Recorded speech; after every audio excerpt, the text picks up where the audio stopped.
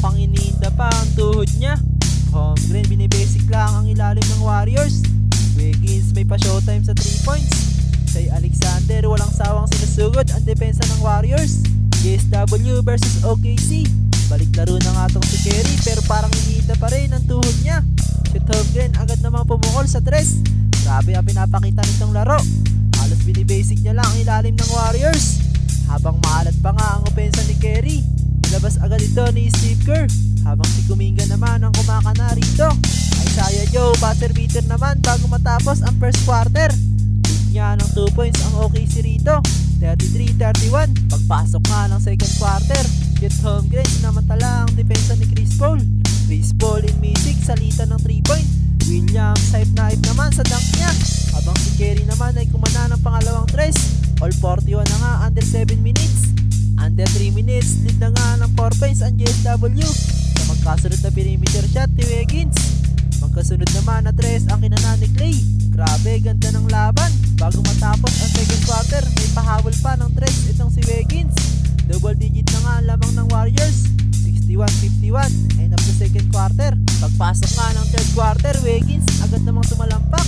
Kerry and Chris Paul nag-showtime sa 3. Wiggins ganda nga ng pinapakita.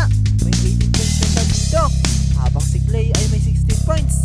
Grabe, Shai Alexander patuloy pa rin sinusugod ang depensa ng Warriors.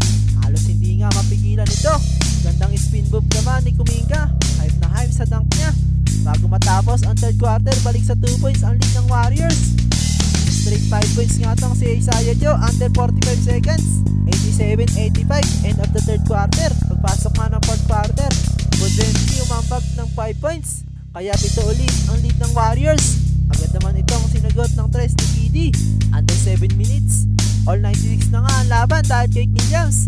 Nahabol na nga ang lead ng Warriors. Grabe, napatawag na lang ng timeout itong si Steve Kerr. Chet Holmgren ayaw magpatalo. Lead na nga ng 6 matapos kumana ng 5 points.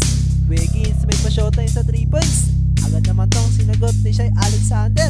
Kerry and Wiggins grabe salitan ng 3 points. All 108 na nga under 3 minutes. Nasundan ulit ito ng 3 ni Wiggins.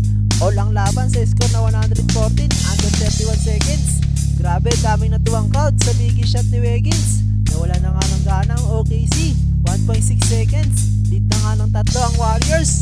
Grabe naman itong si Chet Holmgren. Ayaw talagang magpatalo. All 117 na nga ang laban. OT nga ito. Sa bandang uli, panalo ang OKC sa score na 130-23. At bago tayo magtapos, pengi naman ng pabor dyan. Palike and subscribe naman itong channel.